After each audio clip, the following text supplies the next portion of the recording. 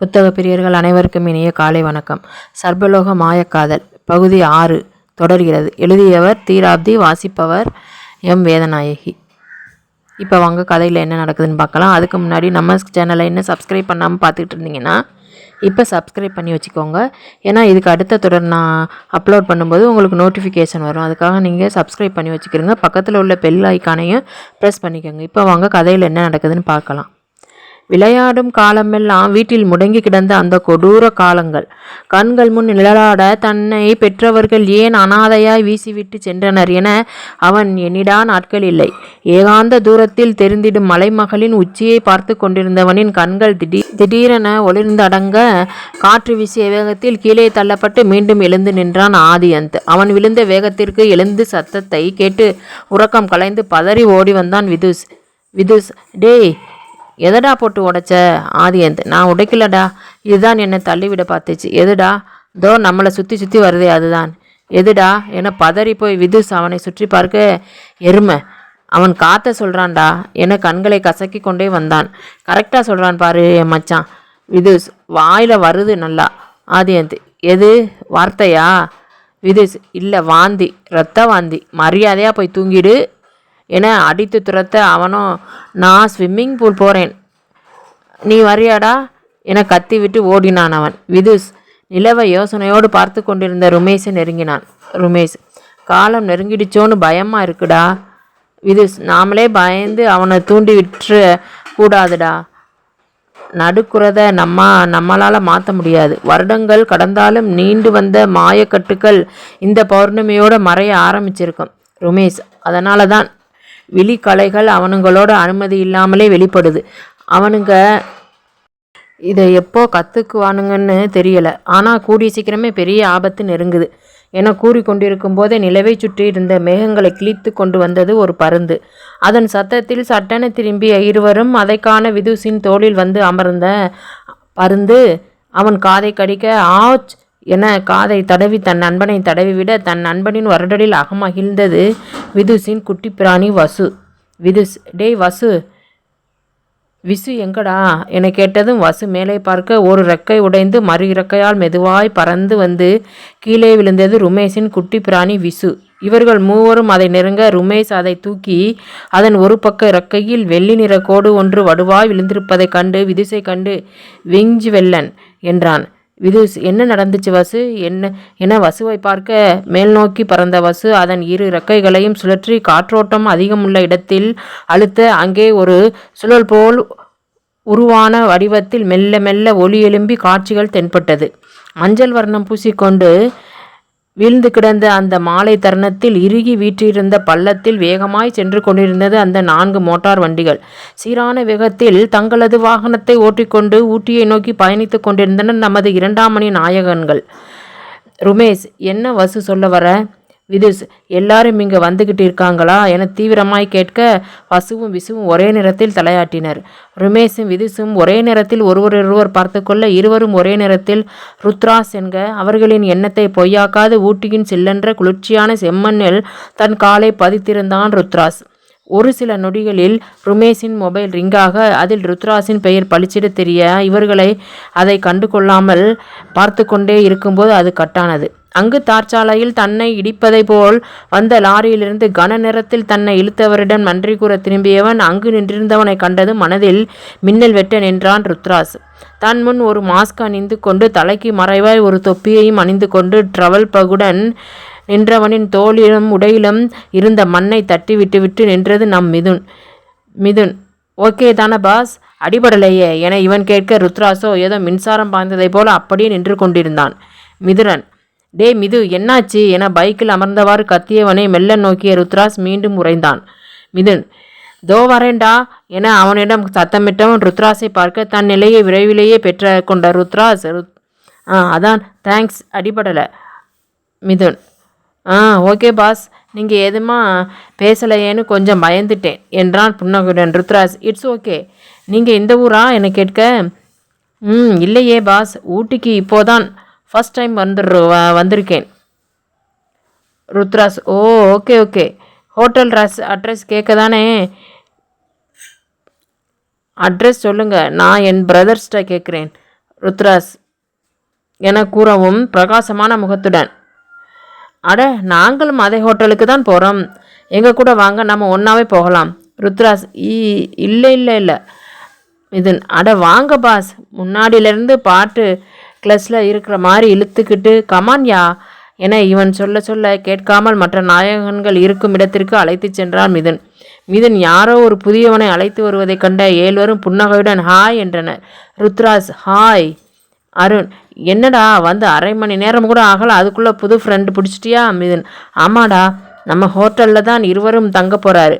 Meet my friend என கூறியவன் நாக்கை கடித்தான். இன்னும் பேரை கேட்கல தானடா நீனு என சிரித்து கொண்டே கூற அசடு வழிந்த மிதுன் ருத்ராஸின் புறம் திரும்ப அதற்கு முன்னே, ருத்ராஸ். மிதுன், நான் மிதுன், இவனுங்க எல்லாரும் என் brothers and cousin brothers. Mithran, Ashwith, Aadhav, Varun, Arun, Raghav and Ram. Rudras, nice to meet you all. Okay மச்சான், போதும் இன்ட்ரோ, வா வா பைக்கில் ஏறு போகலாம் என இவன் வெகு சாதாரணமாய் பேச ருத்ராஸ் ஆச்சரியமாக கண்களை விரித்தான். இவனிடம் இதுவரையிலும் ருமேஷ், விதுவை தவிர்த்து வேறு எவரும் இப்படி தோழமையுடன் அதுவும் பார்த்தவுடனே பேசியதே இல்லை. அஸ்வித், என்ன மச்சான் ஃபீலிங்? அப்படிலாம் முழிக்காத பாசு, எங்ககிட்டெல்லாம் பார்த்த 5 நிமிஷத்துக்கு தான் மரியாதை, அப்புறம்லாம் எதிர்பார்க்கக்கூடாது என அவன் தோளில் கை போட்டு கொண்டான். ஏன் நாங்கள் இப்படி பேசுகிறது பிடிக்கலையா என கேள்வியாக கேட்க ருத்ராஸ், இல்லைப்பா, என்கிட்ட இதுவரை யாரும் இப்படி டக்குன்னு ஃப்ரெண்ட்லியாக இருந்ததில்லை, அதான் கொஞ்சம் எம்ப்ரெஸிங்காக இருக்குது. ராம், இப்படி அமைதியின் சிகரமாக இருந்தால் உடனே எப்படிடா பேசுவாங்க? ருத்ராஸ், உன்ன மாதிரி எனக்கு என்ன வாளாடா இருக்கு, நான் சமத்தான பையன் என அவனும் அவர்களுக்கு சளைத்த கூச்ச சுபாவம் உள்ளவன் இல்லை என இவன் நிரூபிக்க, அப்படி சொல்லுடா என் சிங்கக்குட்டி என கைத்தட்ட ருத்ராஸ் வெடித்து சிரித்தான். இப்படி இருந்தால் எவ்வளோ நல்லா இருக்கு, மாஃபியா கேங் பார்த்து அப்பாவி மாதிரில நீ இருந்த, இன்னமும் எனக்கு அப்படிதான்டா இருக்கு என இவன் சிரிக்காமல் கூற அவன் முறைத்தான். சரி சரி போதும் கடலை போட்டது, டேய் எங்கள் கூட வரியா இல்லையாடா நீ என ருத்ராஸை பார்க்க, வரலன்னு சொன்னால் என்ன பண்ணுவ? ஒன்றும் பண்ண மாட்டோம், எங்கள் கூடவே துண்டு கட்டாக கூட்டிக்கிட்டு போயிடுவோம் என அவனை இழுத்து வண்டியில் ஏற வைத்தவன் அவன் பின் அமர ருத்ராஸ் வாயை பொத்திவிட்டு அஸ்வத் பைக்கில் ஹோட்டலை நோக்கி பறந்தான். அடுத்த 10 நிமிடங்களில் இவர்கள் அந்த ஹோட்டலின் முன்பகுதிகளை பைக்கை சீறிக்கொண்டு நிறுத்த அந்த சத்தத்தின் வீரியத்தினால் 7ஆம் மாடியில் இருந்த பால்கனியிலிருந்து ஒன்றாய் எட்டி பார்த்தனர் ருமேஷ், விது இருவரும். ருத்ராஸ் இங்கு வருவான் என எதிர்பார்த்திருந்த இருவரும் இவர்களுடன் வருவான் என்று, இவ்வளவு சீக்கிரத்தில் வருவான் என்றும் எதிர்பார்க்காமல் அடித்து பிடித்து புலம்பிக் கொண்டே கீழே சென்ற ஆதியந்தை நோக்கி ஓடினர். நீச்சல் குளத்தை நோக்கி சென்று கொண்டிருந்த ஆதியந்த் என்ன நினைத்தானோ அவன் அறைக்குள் சென்று முடங்கி கொண்டான். அவனை தேடி ஓட்டமும் நடையுமாய் விரைந்து வந்த விதுசும் ருமேஷும் ஆதியந்தின் அறை இருக்கும் தளத்தில் காலை வைக்கவும் அதே தளத்தில் புக் செய்யப்பட்டிருந்த அறைக்கு புதிதாய் கிடைத்த தோழர்களுடன் ருத்ராஸ் வரவும் சரியாய் இருக்க அவனை கண்ட இவ்விருவரும் தாவி குதித்து ஒரு அறைக்குள் பதுங்கி கொண்டனர். அருகருகே இருந்த அறைகளுக்குள் நுழைந்த தோழர்களில் அந்த தளத்தில் இறுதியில் ஒரு குட்டி பருந்து அங்குமிங்கும் நடமாடி கொண்டிருப்பதை குழப்பமாய் பார்த்தவரை சென்றான் ராகவ். நீண்ட பயணம் உடலை முறுக்க நாயகன்கள் அனைவருமே அடித்து போட்டதை போல் பஞ்சு மெத்தையை கண்டதும் படுத்து உறங்கிவிட்டனர். ருத்ராஸிடம் இவ்வளவு சீக்கிரத்தில் உருவான பந்தம் அவர்களை ஒருபுறம் ஆச்சரியமாக்கினாலும் மறுபுறம் மகிழ்ச்சி அடைய வைத்தது. மறுநாள் விடியற்காலையிலேயே முடிந்த மட்டும் ஆதியந்தை அறையை விட்டு வெளியே அனுப்பாமல் உள்ளேயே பூட்டி வைத்த ருமேஷும் விதுசும் நிம்மதி பெருமூச்சு விடும் சமயம் திடீரென ஒலித்தது அவர்களின் செல்பேசி மணி. இந்த முறை அழைப்பு வந்தது சித்திரனிடமிருந்து. அதை கண்டதும் பீதியாக அவர்கள் எடுக்கும் முன் அது கட்டாகிவிட்டது. புலம்பியவாறே திரும்பிய இருவரும் அந்த விடுதியை நோக்கி வந்து கொண்டிருந்த சித்திரனை கண்டு அதிர்ந்தனர். அவர்களுக்கு அந்த அதிர்ச்சி பத்தாதென அந்த நேரமென பார்த்து ஃபோனை நோண்டி கொண்டு காலை நேர ஜாகிங்கிற்காய் ருத்ராஸ் அவன் அறையை விட்டு வெளியேறினான். அவன் கதவு திறக்கப்படும் ஓசையில் சுதாரித்த இருவரும் ஆதியந்தின் அறை கதவை திறந்து உள்ளே மறைய அவன் கீழ் செல்வதை காலடி ஓசை மூலம் உணர்ந்தவர்களுக்கு மனதில் அபாயமணி அடிக்க அவர்களின் தலையிலே இடிவிழும் அளவு இருந்தது ஆதியந்த் இல்லாத அந்த வெறுமையான அறை. ருமேஷ், டேய் ஆதி எங்கடா? விதுஸ், ஐயோ அவன் நமக்கு முன்னாடியே கீழே போயிட்டான்டா என ஜன்னல் முன் நின்று கொண்டு குதிக்க ஆதியந்த் இப்போது நீச்சல் குளத்தில் குதித்தான். ருமேஷ், இப்போ என்னடா பண்ணுறது? விதுஸ், நடக்கிறது நடக்கட்டும், அவங்க இன்னைக்கு தான் பார்த்துக்கணும்னு இருந்தால் அதை நாம் என்னடா பண்ண முடியும்? என்ன பண்ணாலும் தடுக்க முடியாது, எல்லாத்தையும் அவங்க பார்த்துப்பாங்க என இவன் ஏதோ ஒரு அர்த்தத்துடன் கூறிவிட்டு அவர்களை நோக்கினான். சித்திரன் அவனின் கருப்பு கண்ணாடியையும் விழிப்புணர்வினால் மாஸ்கினையும் அணிந்து கொண்டு மெதுவாய் நடந்து வந்து கொண்டிருந்தான். ருத்ராஸ் அவனுக்கு நேரெதிரில் போனில் தீவிரமாய் ஏதோ பார்த்தவாறு வந்து கொண்டிருக்க ஆதியந்த் சுற்றுமுற்றும் எதையும் கவனிக்காமல் தன்னையும் கவனிக்க விடாமல் நீருக்குள் சூறையாடி கொண்டிருந்தான். நீரின் இரைச்சல் சத்தத்தை கேட்டு தன்னிச்சைய அப்புறம் அந்த சித்திரனின் இதயம் வெடவெடக்க ருத்ராஸ் திடீரென தன் கைகள் நடுங்குவதை உணர்ந்து போனை ஒரு கையால் பார்த்தவாறு மறு கையை பார்த்தவாறு வர சட்டென நீருக்குள் மூச்சுவிட இயலாமல் ஆதியந்த் நீரை விட்டு வெளியேற சரியாய் அப்போது பார்க்காமல் வந்து கொண்டிருந்த சித்திரன் தெரியாமல் தண்ணீரில் காலை வைத்ததில் தடுமாறில் நீரில் விழ போக கீழே பார்த்து வந்த ருத்ரா சித்திரனின் கால் தடிமாறியதைக் கண்டு கன நேரத்தில் அவன் கரத்தை பிடிக்க கீழே விழ போனவனை எம்பி குதித்து ஆதியன் தாங்க மூவரின் கண்களும் ஒரே நேர்கோட்டில் சந்தித்தது. அடுத்த நொடி அவ்விடத்திலிருந்து எழுந்த ஒரு ஒளி அவ்வேகமாக பயணித்து ஒரு பெரிய மின்னலாய் வெடிக்க நீளமாயிருந்த நீலவானம் செம்மை நிறத்தை பூசிக்கொண்டு வெண்மேகங்களை கலைத்துவிட அந்த ஒளி பெருகும் இடத்தினை சூரியனும் அஞ்சி நெருங்க தயங்க சூரியனை சுற்றியிருந்த நீலவானமும் வெண்மேகங்களும் அந்த செந்நிறத்தை நோக்கி சென்றது. நீரில் முக்குளித்து நின்ற ஆதியந்தின் முகம் சித்திரனின் முகத்தினால் பாதி மறைந்திருக்க அதே போல சித்திரனின் முகத்தினால் ஆதியந்திற்கும் ருத்ராஸின் முகம் மறைந்திருக்க மூவரும் நேருக்கு நேர் நின்றிருந்ததை கண்ட விண்ணுலகின் அரசன் இடித்து சிரிப்பதை போல் ஒரு பேரொளி எழும்பி பேரிடி இடிக்க விதுசும் ருமேசும் அந்த கோர காட்சியினை கண்டு இன்றளவும் இருந்த சந்தேகம் நீங்கிட இரட்சகர்களின் விழிப்பு என கூறினர். விண்ணுலகின் கோர சம்பாசனைகளை கேட்ட உலகவாசிகள் யதார்த்தமாய் பார்த்து விட்டு செல்ல இதையே அர்த்தத்துடன் அந்த மலையின் உச்சியில் நின்று பார்த்து கொண்டிருந்தார் அவர் தர்மன் ஐயா. அவரின் அனுபவமிக்க கண்களினோரம் சிறு துளி கண்ணீர் சிந்தி கசிந்திட தன் சுருங்கிய தோல் விரிந்திட முகம் கொள்ளா கசந்த புன்னகையுடன் நின்றிருந்தார்.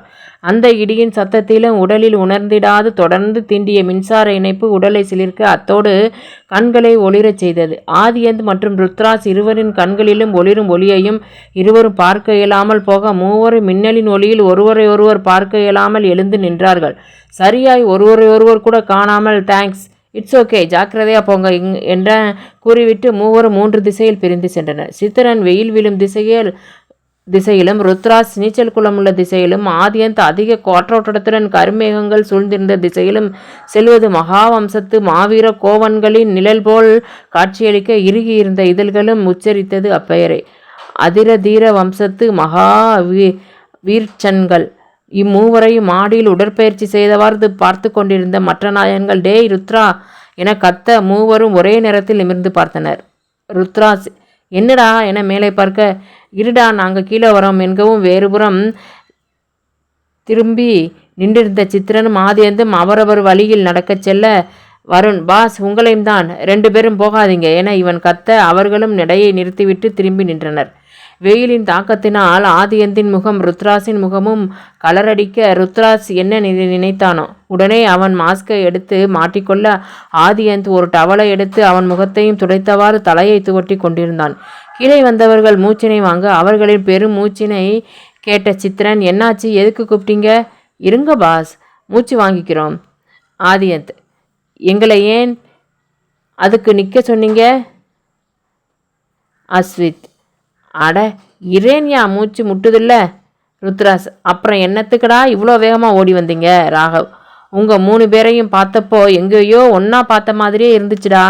ருத்ராஸ் என்னையே நீங்கள் நேற்று தானடா பார்த்தீங்க. சித்திரன் அதோட இவங்களும் என்னை பார்த்ததில்ல. ஆதியந்த் அப்போது நீங்கள் எங்களை பார்த்துருக்கீங்களா? சித்திரன் என்னால் பார்க்க முடியாது. ஐ ஆம் அண்ட் ஃப்ளைண்ட் என அவன் புறம் திரும்பி கூறினான் சித்திரன். அருண் ஃப்ளைண்டா? அப்படி தெரியலையே பாஸ். சித்திரன் போக போகத்தான் தெரியும் என இவன் இப்போது அவனை கூர்ந்து பார்க்க மிதுன் ஆனால் உங்கள் ஃப்ளைன் சொன்னால் யார் நம்ப மாட்டாங்க. யார் எங்கே நின்று பேசுகிறோம்னு கரெக்டாக ரெஸ்பான்ஸ் பண்ணுறீங்க என ஆச்சரியமாய் கூறினான் சித்திரன். நான் சின்ன வயசுலேருந்தே ஃப்ளைன் தான் கிளாஸ் அட்டன் பண்ணியிருக்கேன், ஸோ உன்னிப்பாக கவனிக்க முடியும். Mithran good. Bye the bye உங்களுக்கு ஊட்டி நேட்டிவா? சித்திரன் ஆமாம். ஆதியந்த் இல்லை, நான் 2 days முன்னாடி தான் இங்கே வந்தேன் பாஸ். உங்களுக்கும் நேட்டிவா? ருத்ராஸ் எனக்கு நேட்டிவ் இல்லை பாஸ். மிதுன் எங்களுக்கு நேட்டிவ் தான் பாஸ், பட் வந்து பல வருஷமாச்சு. ஆதியந்த் ரொம்ப ஃபார்மலாக பேசுகிறோமே, உங்களுக்கெல்லாம் பேர் இல்லையா? வருண் பார்த்த உடனேவா நார்மலாக பேச முடியும்? நீங்கள் தீவிரவாதியா இல்லையான்னு செக் பண்ண வேணாம்னா பாஸ். ஆதியந்த் என் மூஞ்ச பார்த்தா உனக்கு தீவிரவாதி மாதிரியா இருக்குது? என இவன் டவலால் துடைப்பதை நிறுத்திவிட்டு கண்களை விரித்து கேட்டான். ருத்ராஸ், பேசுனா செரிஞ்சிரும்னு நினைக்கிறேன். ஆதியந்த், என் சூப்பர் சிங்கர் குரல் கேவலப்படுத்தாதடா என இவன் வெறியுடன் கூற, சித்ரன், சூப்பர் சிங்கர் குரலா? ஏதோ கரகரன்னு கேட்குது என இதலோரம் மரம்பிய புன்னகையுடன் இவன் கேட்க, மேலே நின்று இவர்களை பார்த்து கொண்டிருந்த ருமேஷ், விதுஷ் இருவரின் மனமும் சித்ரனின் இதலோர புன்னகையில் ஆச்சரியமடைந்தது. Aadhiyanth, you too Brutus? Why why bro என பாவமாக சித்திரனை பார்க்க, அருண், யூ கூல் ப்ரோ, நான் உனக்கு சப்போர்ட் பண்ணுறேன். அதை இன்னும் பேரே 2 பேருக்கும் தெரியலையாம், இதில் சப்போர்ட்டா நீ? அருண், தமிழன்கிற சம்பந்தத்தை விட வேற என்னடா சம்பந்தம் வேணும் என இவன் செய்கிற. ருத்ராஸ், சபாஸ் சபாஸ், என்ன ஒரு தமிழ் பட்டுடா மச்சான் உனக்கு என அவன் தோலை தட்டினான். சித்ரன், உங்ககிட்ட பேசுகிறது ரொம்ப ஃபேமிலியராக இருக்குது, வந்த டென்ஷன் கூட போயிடுச்சு. ஐ ஆம் சித்ரன் என இவன் அவனை அறிமுகப்படுத்தி கொண்டான். ஆதியந்த், எனக்கு ஃபெமிலியராக இருக்குது, ஐ ஆம் ஆதியந்த். ருத்ராஸ், ஐ ஆம் ருத்ராஸ், நாங்கள் புதுசாக சேர்ந்த கேங் என கண்ணடித்து கூறிட, ஆமாம், நாங்கள்லாம் brothers and cousins, Mithran, Ashwith, Arun, Aadhav, Mithun, Raghav, அப்புறம் நான் ராம். ருத்ராஸ், ஏதோ டென்ஷன் சொன்னியேடா, நாங்கள் வேணும்னா ஹெல்ப் பண்ணட்டுமா? சித்ரன், அதெல்லாம் ஒன்றும் இல்லை, இப்போது ரிலாக்ஸ் ஆகிட்டேன், இனிமேல் நானே சமாளிச்சிடுவேன். ஆதவ், சரி சித், உனக்கு ஊட்டியில் எல்லா இடமும் தெரியுமா? சித்ரன், தெரியுமே, சுற்றி காட்டவா என குறும்பாய் கேட்க, ராகவ், ஃபீஸ் இல்லாமல் ஒரு கைடு கிடச்சிட்டான். சித்ரன், ஈவினிங் இந்த அட்ரஸ்க்கு வந்துடுங்க என ஒரு கார்டை நீட்டினான். ருத்ராஜ், சாரி கைஸ், இன்னைக்கு ஒரு முக்கியமான வேலை இருக்குது, நான் நாளைக்கு உங்களை மீட் பண்ணுறேன். ஆதியந்த், எனக்கும் ஒரு ஒர்க்கு இருக்குடா, நாளைக்கு நான் அங்கே வந்துடுறேன். சித்ரன், சரி ஓகே, தென் லெட் மீ லீவ், வரேன் என்று அவன் வந்த வழியே சென்றான். அவனோட ருத்ராசும் சொல்லிவிட்டு கிளம்பிட ஆதியந்தும் மாடிக்கு ஓட, காலை உணவுக்காய் அருணும் மிதுனும் உணவு விடுதிக்கு சென்றனர். ருமேஷ், வசு, விசு என அவர்களின் செல்ல பிராணிகளை பார்க்க அவைகள் இரண்டும் அட்டென்ஷனில் அவனை நிமிர்ந்து பார்த்தது. விதுஷ், கரம் நலம் பெற்றுவிட்டது தானே விசு என்க தனது கோதுமை நிற சிறகினை மடித்து வைத்து எம்பி காட்டியது விசு. ருமேஷ், நன்று, தற்சமயம் விங்வெல்லன் விடுபெற் கொண்டான் எனும் காரியம் அவர்களை விரைந்தடைந்திடக்கூடும். ஆயினும் நீங்கள் இருவரும் இரட்சக விழிப்பும் இமைச்சஞ்சரிக்கும் நொடி பொழுதினில் நிகழ்ந்தேறியதென அறிய செய்ய வேண்டும் என கூற ஒரே போல் தலையாட்டிய வசுவும் விசுவும் விண்ணில் சிறகடித்து பறந்தனர். மாயம் தொடரும்.